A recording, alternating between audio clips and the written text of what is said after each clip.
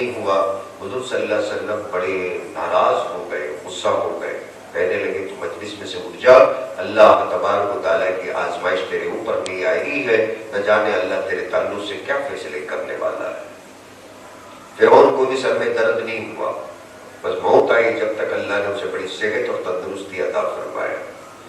تو عام حالات کے اندر بندے کو بیماری کا ہو جانا، عام حالات کے اندر کوئی پریشانی کا لاحق ہو جانا، پر ایسے موقع پر بندہ صبر کا دامن نہیں چھوڑنا، صابر بننا، شاکر بننا، اللہ کو یہ ادا بڑی پسند آ جاتی ہے، وہ بڑی بھا جاتی ہے۔ کیوں؟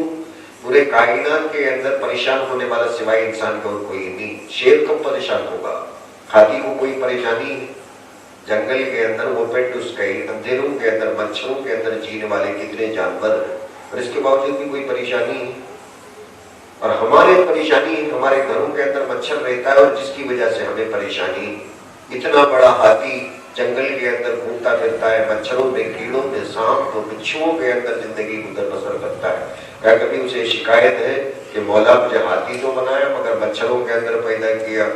اسے اس بات کا احساس بھی نہیں۔ احساس تو ہوتا ہے اللہ کے بندے انسان مچھروں کے اندر جیتا ہے، اللہ اللہ کرتا ہے، پریشانیوں کے اندر، جھوپڑ پٹی کے اندر جیتا ہے، اللہ اللہ کرتا ہے، چھت ٹپکتی ہے، اللہ اللہ کرتا ہے۔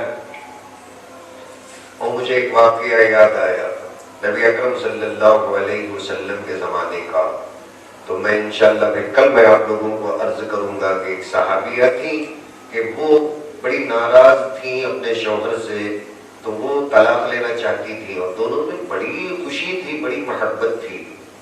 شوہر پریشان تھے، بار بار یہ پوچھتے تھے کہ تم جو مجھ سے خلا پوچھ رہی ہو، آخر اس خلا پوچھنے کی وجہ کیا ہے؟ کیا میں تمہیں کھلاتا نہیں؟ کہتی تھی کہ باقاعدہ کھلاتے۔ کیا میں تمہیں پہلے رات کی دلہن کی طرح محبت نہیں کرتا ہوں؟ کیا میرے اندر کوئی خرابی، کوئی کمزوری، کوئی حقوق کی ادائیگی کے اندر کوئی کوتاہی؟ ایک کو بھی وہ ہاں نہیں کہہ سکتی تھی۔ کہتی تھی کہ آپ تو مجھے رانی مہارانی بنا کر زندگی گزارتے ہیں، اور مجھے اپنے پلکوں کے چھاؤں کے اندر رکھ کر کھلاتے اور پلاتے ہیں، کوئی دھکا نہیں پہنچاتے، پھر بھی کہتی کہ مجھے خلا دے گا۔ پریشان ہو گئے، تنگ آ گئے، کہنے لگے کہ چل جا کر نبی اکرم صلی اللہ علیہ وسلم کے سامنے جا کر ہم فیصلہ کرتے ہیں۔ مجھے جہاں تک پتا ہے میں نے تیرے ساتھ کوئی ظلم اور زیادتی نہیں کی، جس کا اعتراف تو بھی کر رہی ہے، اور پھر بار بار یہ کہتی کہ دن میں 1 2 مرتبے 3 مرتبے کہ مجھے خلا دے ڈالو، میں نکل کر چلی جاؤں گی، میرے ابا کے پاس چلی جاؤں گی، مائکے چلی جاؤں گی، آخر میری خرابی تو کوئی مجھے بتانا چاہیے۔ اور کہتی کہ نہیں، مجھے خلا دے ڈالو۔ اور جیسے ہی نکل کر حضور صلی اللہ علیہ وسلم کے ہاں جا رہے تھے، ان کو ٹھوکر لگی، اور ان کا اپنا ٹھوکر لگنے کی وجہ سے صحابی گر پڑے، اور پھر اس کے بعد ان کا خون جاری ہو گیا اور نکل کے واپس آئے، اور میری وجہ سے شاید آپ کو یہ تکلیف پہنچ گئی، مرہم پٹی وہ سب کیا، اور 1 2 دن کے بعد جب وہ چلنے پھرنے کے قابل بن گئے، اور پھر انہوں نے یاد کرایا اور کہنے لگے کہ چل نکل کر جا کر حضور صلی اللہ علیہ وسلم کے ہاں تیرا میرا فیصلہ کر لیں۔ وہ کہنے لگی الحمدللہ مجھے خلا کی ضرورت نہیں، الحمدللہ مجھے خلا کی ضرورت نہیں، اور میں مرتے دم تک آپ ہی کی بیوی بن کر رہنا چاہتی ہوں۔ صحابی کو بڑا تعجب ہوا کہ کیا میرے اوپر صرف دھکا لگنے کی وجہ سے کہیں سمپتی تو نہیں آ گئی؟ کہنے لگی کہ تم دنیاوی اعتبار سے سوچتے ہو، میں اس بات کا فکر تھا ایک بھی دن آپ کے اوپر اللہ کسی تکلیف کو نہیں لایا تو شاید غلط جگہ میرے ابو جان نے شادی نہ کر ڈالا۔ نہ کبھی فاقہ گری ہے، نہ کبھی سر میں درد ہے، نہ کوئی تکلیف ہے، کبھی بھی اللہ آپ کو کسی مصیبت کے اندر پریشان نہیں کیا، شاید غلط جگہ میری شادی ہو گئی۔ کیسی خاتون تھی، کیسی خاتون تھی کہ رانی کی طرح زندگی گزارتی ہیں تو آخرت کی فکر لگی ہوئی ہے کہ شاید اللہ کے پیارے بندے سے میری نکاح، میری شادی نہیں ہوئی، تو خلا مانگ رہی تھی، اور جیسے ہی ان کے ٹھوکر لگی، اب ذرا آزمائش آئی، ذرا دل ہلکا ہو گیا۔ کتنی بھولی بھاری عورت ہوں گی کہ جو صرف اللہ کے آزمائشوں کے تعلق سے سمجھ رہی تھی کہ اللہ اسے آزماتا ہے تو کچھ چاہتا بھی ہے، اور جسے کچھ بھی اللہ آزماتا نہیں ہے تو عورت کو فکر ہو جاتی تھی کہ اللہ اس سے ناراض تو نہیں کہ دنیا خوب بھر بھر کے دے رہا ہے، آخرت میں نہ جانے اس کا حشر کیا ہوگا کہ جس کے پلے میں پڑ گئے۔ تو یہ وہ صحابیات تھی، وہ ایمان سننے میں اچھا لگتا ہے، اللہ کرے کہ اللہ تعالیٰ اس قدر اور قیمت کے تھوڑے بہت حصے کو ہم لوگوں کو عطا فرما دیں۔ اور ایسی خواتین کو ہم آج کے زمانے کے اندر دیکھ بھی نہیں سکتے، اور ایسے مرد کو بھی اب ہم زمانے کے اندر دیکھ نہیں سکتے۔ وہ ایک زمانہ تھا جس وقت میں ایک پروڈکشن نکلا، کم سے کم ان کی یاد تازہ کرتے ہوئے ان کے نقش قدم پر ہم چلنے والے بن جائیں۔ صبر کے تعلق سے یہ بات ہمارے سامنے آ رہی تھی، اِلَّا الَّذِينَ صَبَرُوا وَعَمِلُوا الصَّالِحَاتِ أُولَٰئِكَ لَهُم مَغْفِرَةٌ وَأَجْرٌ كَبِيرٌ، کہ وہ لوگ جو صبر کرتے ہیں اور نیک اعمال کرتے ہیں اور اس میں کوئی کسی قسم کی کوتاہی نہیں کرتے، جب ہاتھ اٹھا کر یہ مغفرت طلب کرتے ہیں تو اللہ ان کے ان پریشانیوں کے صدقے طفیل میں ان کے گناہ معاف کر دیتا ہے، اور ان لوگوں کے لیے بہت بڑا اجر عظیم رکھا ہوا ہوتا ہے۔ اللہ ہم تمام لوگوں کو ان نیکوکار بندوں کے اندر شامل فرمائے۔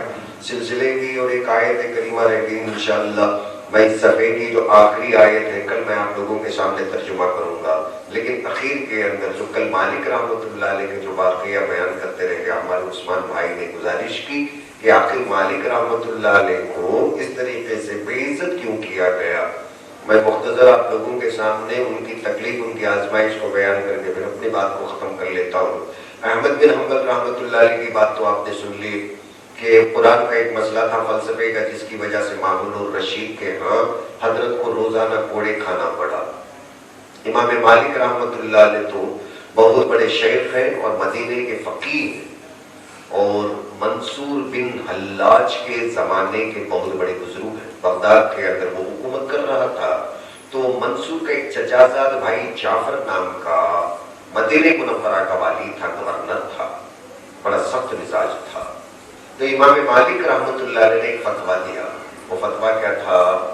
طلاق کا مسئلہ، طلاق کا فتویٰ تھا کہ علماء کرام کو مسائل کے بیان کرنے کا کام تھا، حدیث پڑھنا، پڑھانا، مسائل بیان کرنا۔ اور وہ مسئلہ کیا تھا؟ طلاق المکرہ یقع، زبردستی کی طلاق واقع ہو جاتی ہے۔ یہ امام مالک رحمۃ اللہ علیہ کا فتویٰ ہے، جس سے امام مالک رحمۃ اللہ علیہ آج تک رجوع نہیں کیے۔ امام اعظم ابو حنیفہ رحمۃ اللہ علیہ کا طلاق المکرہ یقع، وعند امام مالک رحمۃ اللہ علیہ وطلاق المکرہ لا یقع۔ طلاق مکرہ کہتے ہیں زبردستی کی طلاق، امام اعظم ابو حنیفہ رحمۃ اللہ علیہ کے ہاں پڑ جاتی ہے۔ امام مالک رحمۃ اللہ علیہ کے ہاں زبردستی سے اگر کوئی آدمی کسی شوہر کو اس کے بیوی سے اگر سر پہ گن رکھ کر طلاق کہلواتا ہے تو امام مالک کہتے ہیں کہ بھئی اس کے دل کی بات نہیں، یہ زبردستی جان کے لالے پڑے ہیں تو یہ طلاق ہوتا ہے، تو طلاق کیسے پڑے گی؟ طلاق نہیں پڑے گی۔ یہ امام مالک رحمۃ اللہ علیہ کا مسلک، ان کا مشرب، ان کا فتویٰ۔ امام اعظم ابو حنیفہ رحمۃ اللہ علیہ نے فرمایا کہ بیوی کو جیسے طلاق دیتا ہے کہ زبان سے جو بات نکلتی ہے شریعت کے اندر اسی کو شریعت پکڑتی ہے، دل کیا ہے وہ اللہ بہتر جانتا ہے۔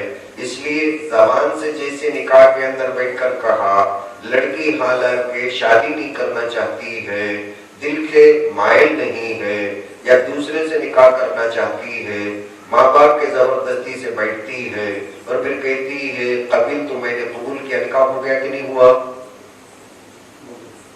کہ دل کے تعلق سے کوئی آدمی قاضی صاحب یہ پوچھیں گے کہ مائی بٹیا ذرا یہ تو بتا دے، سچ کہتی ہے، دل سے کہتی ہے، قرآن کا قسم کھا کر بتا دینا۔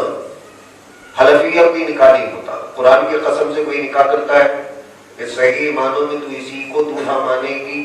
قرآن کی قسم، اللہ کی قسم، کعبے کے رب کی قسم، میرے دل میں اس کے سوا کوئی بھی نہیں، میں انجان ہوں اور اسی کو میں اپنا شوہر مان رہی ہوں۔ کتنے نکاح ہوں گے؟ تو یہ دل کا جو معاملہ ہے نکاح کے اندر اسے کنسیڈر نہیں کیا جاتا۔ امام اعظم اپنی جگہ صحیح ہیں کہ نہیں؟ تو امام مالک رحمۃ اللہ علیہ نے فرمایا تو یہ تو ظلم کی بات ہے، اور اللہ ظلم کو پسند نہیں کرے گا کہ اس کی بیوی ہے، کوئی قضا کو اپنے راستہ چلنے والے کو پکڑ لیا، اس کی بیوی خوبصورت نظر آئی، اب وہ اس سے نکاح کرنا چاہتا ہے تو تلوار اس کے اپنے گلے پہ رکھ کے کہتا ہے کہ تو اپنی بیوی کو طلاق دے دے، میں نکاح کر لوں گا۔ ابھی چوروں کے ڈر سے یہ کہتا ہے کہ میں نے بیوی کو طلاق دے دی تو کیا طلاق ہو جائے؟ امام مالک نے انکار کر دیا۔ ان کے پاس بھی حدیث ہے، ان کے پاس بھی حدیث ہے۔ یہ جو فتوے جو میں بولتا ہوں نہ، میں پہلے ہی کئی مرتبہ آپ لوگوں سے عرض کر چکا ہوں حدیث دونوں کے پاس رہتی ہے اور حدیثوں کے اندر اختلاف کی وجہ سے مسائل کے اندر اختلاف آ جاتے ہیں. تو میں امام اعظم ابو حنیفہ رحمۃ اللہ علیہ کو یہاں اس لیے بیان کیا تاکہ یہ مسئلہ طلاق مکرہ کا واضح ہو جائے، اور اصل میں مجھے امام مالک کو بولنا تھا. تو امام مالک رحمۃ اللہ علیہ نے یہ بیان فرمایا کہ طلاق المکرہ لا یقع، طلاق زبردستی باقی نہیں ہوگی. یہ فتویٰ عام ہو گیا. تو جیسے ہی منصور حلاج کو یہ بات پہنچی، منصور حلاج نے بغداد کے اندر انکوائری کرائی تو وہاں طلاق المکرہ یقع. امام اعظم ابو حنیفہ رحمۃ اللہ علیہ اسی زمانے کے ہیں نا، تو انہوں نے کیا فتویٰ دیا کہ طلاق مکرہ زبردستی کی طلاق ہو جائے گی. امام مالک مدینے میں کیا بولتے ہیں کہ زبردستی کی طلاق نہیں پڑتی. تو وہ جو ان کا چچا زاد بھائی تھا جعفر بن سلیمان، اس سے ایک کہلوا بھیجا کہ حضرت امام مالک رحمۃ اللہ علیہ سے کہنا کہ وہ اپنے فتوے سے رجوع کر لیں. وہ اصل میں امام اعظم رحمۃ اللہ علیہ کا آسمانوں پر بٹھانے کے لیے وہ خود زہر دے کے مار دیا. وہ ایک الگ بات ہے، وہ ایک قصہ ایک الگ قصہ ہے. وہ اصل میں اپنے سیاسی پولیٹیکل لائن سے سوچ کر اپنے مفاد پرستی کو سامنے رکھ کر واپس لینے کو کہا. تو جعفر امام مالک رحمۃ اللہ علیہ کو دربار میں بلایا، کہنے لگا کہ آپ بھی جو فتویٰ دیتے ہیں کہ زبردستی کی طلاق نہیں پڑتی، اسے واپس لے لیجیے. تو امام مالک رحمۃ اللہ علیہ وہ ڈرنے والے کب تھے؟ انہوں نے کہا کہ میں حدیث کے خلاف کیسے فتویٰ دوں گا؟ حضور صلی اللہ علیہ وسلم کی حدیث اس کی روشنی کے اندر میں نے یہ فتویٰ دیا. کہنے لگا اندر کی بات یہ امام مالک ذرا سمجھ کر کام تو کرو، ہماری ناک کاہے کو کٹاتے ہو. اب ہم زبردستی سے لوگوں سے بیعت لینے والے ہیں، ریگنگ کرنے والے ہیں. زبردستی کا بیعت کیا ہے کہ آدمی ووٹ دے یا نہ دے، زبردستی کا ریگنگ کرنا. ہم زبردستی کا بیعت لینے والے مسجد نبوی میں اور مدینے کے لوگوں سے. زمانہ سادات کا تھا، سیدوں کا تھا. امام حسین رضی اللہ تعالیٰ عنہ کے سپوتوں کے اندر حضرت ابراہیم اس معاملے کے اندر لڑ رہے تھے. امام مالک سیدوں کے فیور میں تھے، وہ خلفائے عباسیہ کے فیور میں نہیں تھے. ایک سیاسی معاملہ چل رہا تھا. مگر یہ فتوے کی بات آئی تو امام مالک نے کہا مجھے تمہارے سیاست سے کیا لینا دینا، تم زبردستی سے کسی سے بیعت لینا چاہتے تو لے لو، تم ظلم کرنا چاہتے تو تم ظلم کر لو، میں فتویٰ واپس کیوں لوں؟ وہ بھی طلاق کا مسئلہ ہے، تو بیوی میاں کا مسئلہ ہے، اس میں پالیٹکس کہاں سے آ گئے؟ کہنے لگا کہ بات یہ ہے کہ اگر تم یہ فتویٰ دو گے زبردستی کی طلاق نہیں پڑے گی تو لوگ زبردستی کے بیعت کو بھی کہ بیعت نہیں ہے آزاد رہیں گے، پابندی نہیں کریں گے، حکومت کے سامنے سر نہیں جھکائیں گے، سامنے کہیں گے کہ میں آپ کو اپنا خلیفہ مان لیا، پیچھے جانے کے بعد میں کہے گا کہ جیسے زبردستی کی طلاق نہیں پڑے گی اور زبردستی کے ووٹ سے ہی میرا خلیفہ قائم کو بنے گا، میں اس کے اپنے قانون کو جیووں کو کچھ ماننے والا نہیں رہا. انکار کر دے گا، بغاوت پھیل جائے گی. ہم اپنے آدمی کس طرح ہے بیعت اسلام کے اندر سب سے پہلے ہم یہ سمجھ لیں بیعت کرتے کرتے ہی آدمی اس کا مرید بن جاتا ہے، پھر بغاوت کرنا گناہ حرام ہے. ہوتا ہے کہ نہیں؟ خلافت کے اندر، اسلامی حکومت کے اندر بندہ جب خلافت کے لیے بیعت کے لیے ہاتھ بڑھا کر جیسے ہی بیعت کرتا نا، اب اس کے خلاف جا نہیں سکتا. سیم اسی طرح جیسے ایک بیوی ایجاب کرتے ہوئے قبیلتو قبول کر لیا کہنے کے بعد میں اب شوہر کے اشارے کے بغیر گھر سے قدم باہر رکھ نہیں سکتی، اسی طریقے سے بیعت کرنے کے بعد میں حکمران کے حکم کی خلاف ورزی کرے گا. بیوی جس طرح گنہگار بنے گی اس کا رعیت خلق بھی انسان بھی اس خلیفے کا گنہگار بن جائے گا. اور وہ جو کچھ یہ قانون پاس کرے گا اس پہ عمل کرنا. ہاں ایک الگ بات ہے اگر وہ ظلم زیادتی کرے گا تو بغاوت ہو ہی جائے گی.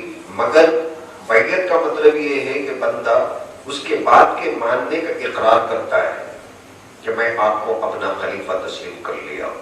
اب یہ زبردستی سے کراؤ یا غیر زبردستی سے کراؤ، اچھے ماحول میں کراؤ، لیکن اس وقت کے اندر جو لوگ تھے وہ سیدوں کو خلیفہ بنانا چاہتے تھے. امام حسین رضی اللہ تعالیٰ کی ٹریجڈی ابھی بھولے نہیں تھے.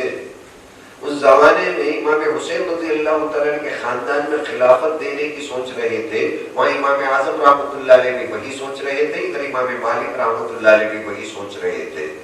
تو ان لوگوں نے حضرت امام مالک پر ایک بڑی زبردستی اور ظلم اور زیادتی کر ڈالی کہ آپ اس فتوے کو واپس لیں گے تو ہمارے زبردستی کے بیعت سے لوگ چھپ کر آئے، ورنہ اسی پر اسے قیاس کرتے ہوئے کہیں گے کہ وہی جس طرح زبردستی کی طلاق نہیں ہوتی زبردستی کی بیعت بھی نہیں ہوگی۔ امام مالک رحمۃ اللہ علیہ نے انکار کر دیا، وہ آپے سے باہر ہو گیا تو امام مالک رحمۃ اللہ علیہ کے چہرے کو سیاہ کر دیا اور کہنے لگا کہ ان کو اس وقت تک کوڑے مارو اور جب تک کہ یہ رجوع نہ کر لیں۔ اور امام مالک رحمۃ اللہ علیہ کو گدھے کے اوپر سوار کیا گیا اور پھر مدینے کے گلی گلی کے اندر گھمایا گیا۔ اور اس وقت میں چونکہ امام مالک رحمۃ اللہ علیہ پر نبی اکرم صلی اللہ علیہ وسلم کے عشق کا جنون تھا، حدیث کے تعلق سے مسئلہ بیان کرنے کے پاداش میں ذلت اور خاری کو برداشت کرنے میں ان کو جو مزہ آ رہا تھا وہ یہ اعلان کرتے جا رہے تھے، الا ایھا الناس، سنتے بھی ہو کہ لوگوں، ومن یعرفنی فہو یعرفنی، اور جو آپ لوگوں میں سے مجھے جانتا ہے وہ تو جانتا ہے، مالک بن انس، میں انس کا بیٹا مالک ہوں، مفتی بأن طلاق المکرہ یقع، کہ میں اس بات کا فتویٰ دیتا ہوں کہ زبردستی کی طلاق لائقہ واقع نہیں ہوگی۔ ومن لم یعرفنی، اور جو بندہ آپ لوگوں کے اندر سے مجھے نہیں جانتا، فیعرف، وہ آج اسے معلوم ہونا چاہیے، انا مالک بن انس، میں انس کا بیٹا مالک ہوں، مفتی بأن طلاق المکرہ لا یقع، اس بات کا میں فتویٰ اور اعلان کرتا ہوں، فتویٰ دیتا ہوں کہ زبردستی کی طلاق واقع نہیں ہوگی۔ اتنا مارا اتنا مارا اتنا مارا کہ ان کا پورا جبہ خون سے لہولہان ہو گیا، غشی غشی تاریخ ہو گئے، اور ان کے اپنے ہاتھوں کو کس کر پیچھے اتنا زور سے اور اتنے زبردستی سے مضبوطی سے مطلب کھینچ کر باندھ دیا گیا کہ ان کے اپنے جو مونڈے ہوتے ہیں نا اس کے اندر سے بالکل پیچھے ہو گئے، اور پھر اس کے اندر سے ان کے مونڈے نیچے کو ڈھل گئے، اور پھر ان کو گھما پھرا کر، اور جب وہ بات کو ماننے تیار تھی، لوگوں کے درمیان میں غم و غصہ دیکھا تو ہر کارا ان کو کہیں چھوڑ دیا اور وہاں سے نکل کر سیدھے مسجد نبوی میں آئے، غسل کیا، اپنے بدن کو پاک کیا، 2 رکعت نماز پڑھی، اور جتنا مجمع کھڑا تھا مسکرا کر یہ کہا، حضرت سعید بن مسیب رضی اللہ تعالیٰ عنہ کو بھی جب اس طریقے سے آزمایا گیا، اسی طریقے سے مارا گیا، اس وقت میں بھی صحابی رسول سعید بن مسیب رضی اللہ تعالیٰ مسجد میں آئے، 2 رکعت نماز پڑھ کر ان کے لیے ہدایت کی دعا کی، ان کی سنت پہ عمل کر رہا ہوں۔ جی اتنی پٹائی ہونے کے بعد میں امام مالک رحمۃ اللہ علیہ نے کہا کہ میں سعید بن مسیب نے ایسا کیا، یاد آیا تو میں نکل کے آ کے 2 رکعت نماز پڑھ رہا ہوں، اس کے بعد نکل کر چلے گئے۔ پھر اس کے بعد منصور کو جو اطلاع ملی تو وہ بلایا، جانے سے انکار کیا، وہ زبردستی سے بلایا کہ میں نہیں آ سکتا، مجھے معلوم نہیں، آپ معاف کر دیجئے۔ تو یہ جب نکل کر گئے، اس نے ایک الگ سے ایک سیاست اور ایک پالیٹکس کا ایک معاملہ، ایک ڈرامہ کیا۔ امام مالک رحمۃ اللہ علیہ نے بہترین خلاط فاخر عطا کیا، اور زمانے کے اندر جو بادشاہ پہن سکتے ہیں اور ایسا، اور زمانے کا دستور تھا جیسے آج بھی ہے نا کہ اوپر سے جو شال اڑایا جاتا ہے آنر کرنے کے لیے اس کے اعزاز کے اندر، اس زمانے کے اندر بھی کندھے کے اوپر اڑانے کا جو رواج تھا، تو اپنے ایک بہت بڑے وزیر سے کہا جو اس کا بڑا مقرب اور مصاحب تھا کہ امام مالک رحمۃ اللہ علیہ کے اوپر اسے اڑا دینا۔ امام مالک رحمۃ اللہ علیہ پیچھے ہٹ گئے، وہاں اس کے دربار میں جا کر کہنے لگے کہ تیری جو خلاط ہے میرے کندھوں کے اوپر، میں اس کا بوجھ اٹھا نہیں سکتا، بتا دے مجھے کیا کرنا، میں اس کا بوجھ اٹھا نہیں سکتا، بتا دے مجھے کیا کرنا۔ تو کہنے لگا ذرا جا کر ہمارے بارے میں سیدوں کو سمجھا دینا کہ وہ ہم سے ناراض ہوئے بیعت کر لینا۔ کتنی بڑی رشوت دینے کے لیے اعزاز کے اندر بلایا۔ وہ جانتا تھا کہ امام مالک رحمۃ اللہ علیہ، امام حسین رحمۃ اللہ علیہ کے بڑے عاشق ہیں، سیدوں کے عاشق ہیں، اور ان لوگوں کو ماننے کو تیار نہیں۔ تو حضرت امام مالک رحمۃ اللہ علیہ نے فرمایا مجھے یہ خلاط فاخرہ کی کوئی ضرورت نہیں، میرا فخر، میری دستار فضیلت امام حسین رحمۃ اللہ علیہ کا خاندان ہے۔ بو آ رہی تھی، حلاج نے پوچھا کہ جو آپ کے پاس کافور کی جو بو آ رہی ہے کاہے کو آ رہی ہے؟ تو حضرت نے فرمایا میں گھر کے اندر کفن تیار رکھ کر اس کے اوپر برادہ ڈال کر وہ برادے کو لگا کے جو آیا ہوں کہ میرے آخری دن ہے، آج کا دن تیرے دربار میں میرا آخری دن ہے، کہ لوگوں کو یہ سارے کام کرنے کے اندر تکلیف نہ ہو جائے، مجھے تو حضور کے پاس جلدی جانا ہے۔ میں یہ سوچ کے آ گئے۔ جیسے بچ ہوتے نا ہمارے ہاں مرحوموں کے اوپر لگایا جاتا، تو وہ ساری چیزوں کو لگا کر حضرت امام مالک رحمۃ اللہ علیہ گھر کے اندر کفن کو تیار رکھ کر نکل کر آئے۔ کیسی مطلب ان لوگوں کی ضرورت تھی، دیوانگی تھی کہ نبی اکرم صلی اللہ علیہ وسلم کا خاندان ہے، آپ کی شریعت ہے، بالکل یہ لوگ دنیا سے اور دنیا کی محبت سے دولت سے بے نیاز تھے۔ جب چل کر اللہ اس کاکناڑے کے اندر اس چھوٹی سی مسجد کے اندر بھی ہم جیسے لوگوں کو بٹھا کر امام مالک کے یاد کو تازہ کراتا ہے، تو امام مالک اللہ کے ہاں کتنے مقبول بندے ہوں گے کہ امام مالک زندگی کے اندر نہیں جانتے ہوں گے کہ ملک کے اندر دنیا میں کاکناڑ آتی ہے۔ انہیں کیا خبر، ساری زندگی مدینے کے اندر گزارے اور مدینے میں انتقال کر گئے۔ آج اللہ شہر شہر کے اندر ان کے نام کا ڈنکا بجاتا ہے اور ان کا فرقہ چلاتا ہے، تو یہ مقبولیت کی علامت نہیں تو کیا ہے؟ پھر بزرگان اعظام کے شان میں گستاخیاں کرنا، اللہ کی حفاظت کرے، اپنے آخرت کو برباد کرنا اللہ کو ناراض کرنے کے سوا کچھ بھی نہیں ہے۔ اللہ کے دوستوں کو جو برا بولتا وہی خود برا بن جاتا ہے۔ اللہ ہماری حفاظت فرمائے۔ سبحان اللہ و بحمدہ، سبحانک اللہم و بحمدک، نشہد ان لا الہ الا